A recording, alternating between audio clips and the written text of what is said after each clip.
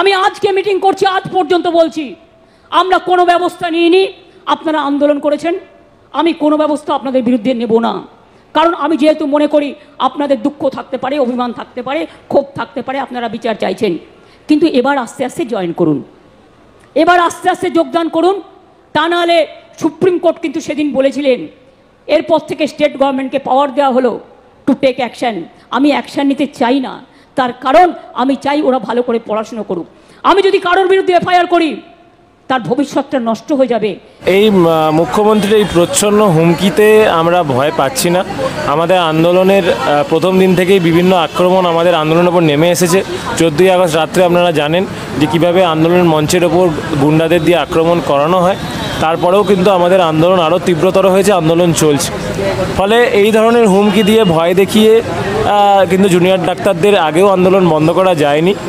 এবারেও আমাদের ন্যায় বিচার না পাওয়া পর্যন্ত আন্দোলন বন্ধ হবে না। আজকে মুখ্যমন্ত্রী বলেছেন যে সুপ্রিম কোর্ট রাজ্যকে পাওয়ার দিয়েছে, তো সেক্ষেত্রে মমতা বন্দ্যোপাধ্যায় রাজ্য যদি অ্যাকশন নেয় তাহলে আপনাদের ভবিষ্যৎ নষ্ট হবে, কি বলবেন? তিনি এটা মানে সরাসরি আমাদের একটা থ্রেট করছেন, যেটা বলা হচ্ছে মানে প্রথম থেকেই তো আন্দোলন আজকে 20 দিন হতে চললো, যে ন্যায় বিচারের দাবিতে আমরা এখনও অনেকটা পথ আমরা জাস্টিস পাইনি। আমরা প্রথম থেকেই দেখছি পুলিশ প্রশাসন যেভাবে সরকার ব্যাপারটা ধামাচাপা দিতে এসে চলেছে, সেটা আমরা অত্যন্ত ধিক্কার জানাই। এবং তিনি আজকে যে বক্তব্য বললেন এটাও অত্যন্ত নিন্দাজনক ঘটনা আমরা মনে করি। কারণ আমরা ওনাকে বলছি, আমরা সব সরকারকে বলছি, আমাদের যে স্পষ্ট দাবিগুলো যদি মানা হয় আমরা তো কর্মবিরতি চালাবো না, আমরা তো কাজেই ফিরে যেতাম। আমরা চাইছি আমরা কাজে ফিরে যেতে, তো এই দাবিগুলো মানা হোক। আমরা তো বলছি এই দাবি মানলেই আমরা কাজে ফিরে যাব।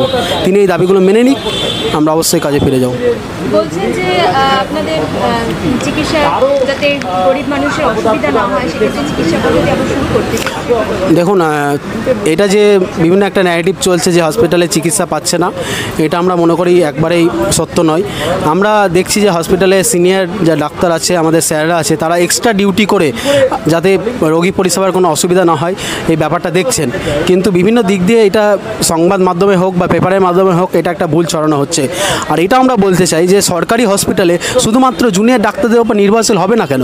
সরকারি হসপিটালে যে বিভিন্ন পদগুলো খালি আছে, তাহলে সিনিয়রদের যে আরএমও পদ, বিভিন্ন সিনিয়র অ্যাসিস্ট্যান্ট প্রফেসরের পদগুলো খালি আছে, সেইগুলো তো এর থেকে তো বোঝা যাচ্ছে যে হসপিটালে নিয়োগও নেই সঠিকভাবে। মানে আমরা বলতে চাই যে হসপিটালের সমস্ত দায়ভার শুধুমাত্র জুনিয়র ডাক্তাররা নিতে পারে না, হসপিটালের পরিষেবা শুধুমাত্র জুনিয়র ডাক্তারদের উপর নির্ভর করতে পারে না। আমরা আমাদের সঠিক দাবি রেখেছি, স্পষ্ট 3টে দাবি, যে দোষীদের সঠিকভাবে তদন্তের আয়ত্তায় এনে তাদের আইডেন্টিফাই করা, এবং এই ঘটনার সঙ্গে যারা প্রত্যক্ষ পরোক্ষভাবে যুক্ত আছে, যারা সমস্ত ব্যাপারটা ধামাচাপা দেওয়ার চেষ্টা করছে, তাদেরকে বিচার বিভাগে তদন্তের আয়ত্তায় আনা, এবং যে সন্দীপ ঘোষ যিনি এই ব্যাপারটার সঙ্গে এখন তো প্রমাণই হয়ে গেছে যুক্ত আছেন, তাকে কেন এখনও পর্যন্ত সাসপেন্ড করা হচ্ছে না? আমরা অবিলম্বে তার সাসপেন্ড চাই। এবং 14 তারিখে যে ভ্যান্ডালিজমের ঘটনায়, সেখানে সুপ্রিম কোর্টও বলেছে যে রাজ্যের মানে পুলিশ এটা পুরোপুরিভাবে ব্যর্থ, সেখানে আমরা কমিশনার পুলিশের পদত্যাগ চাইছি। এই সমস্ত দাবি যদি পূরণ হয় আমরা আমাদের কর্মবিরতিতে ফিরে যাব। দেখুন, প্রথম থেকেই কিন্তু প্রশাসনের অপদার্থতা আমরা লক্ষ্য করেছি। যেদিনকে এখানে আমাদের দিদির যে ধর্ষিত মৃতদেহ পাওয়া যায়, তারপর থেকেই পুলিশ এবং প্রশাসনের অপদার্থতা আমরা লক্ষ্য করেছি। বিভিন্নভাবে প্রমাণ লোপাটের চেষ্টা আমরা লক্ষ্য করেছি। এই ঘটনাগুলোর পরে হঠাৎ যদি তিনি বলেন যে আমিও চাই যে দোষীদের ফাঁসি হোক, তাহলে কিন্তু আমার মনে হয় এটা দ্বিচারিতা। এবং এই জন্যই আমাদের আন্দোলন চলছে। প্রশাসনের যে পদক্ষেপ আমরা কিছুই দেখতে পাচ্ছি না, দেখিনি, ফলে তার বিরুদ্ধেই তো আমাদের আন্দোলন। হঠাৎ করে উনি এই কথা বললে তো এটা দ্বিচারিতা হচ্ছে। দেখুন, আমরা বিচারের দাবিতেই এবং বিচার পাইয়ে দেওয়ার দাবিতে, আমাদের যে ডাক্তার দিদির ধর্ষণ খুন হয়েছে তার দাবিতে কিন্তু আমাদের আন্দোলন, জুনিয়র ডাক্তারদের আন্দোলন এখন তা সাধারণ মানুষের আন্দোলনে পরিণত হয়েছে।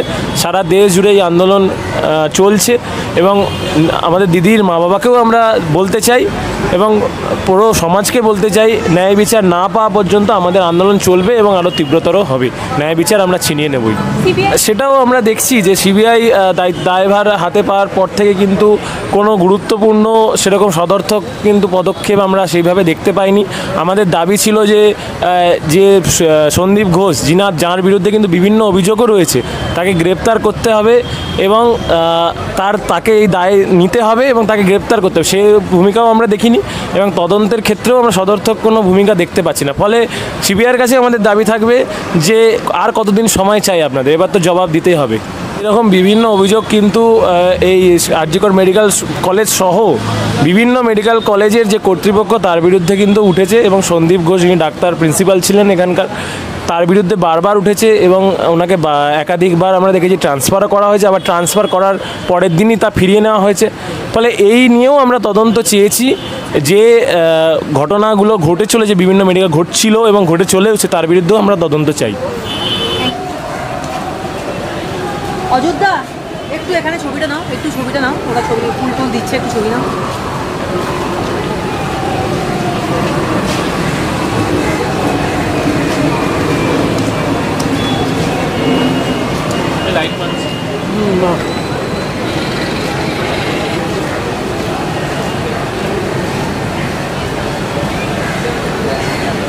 তো স্লোগানগুলো এখান থেকেই এসছে, শাসক তোমার কিসের ভয়, দর্শক তোমার প্রিয় হয়।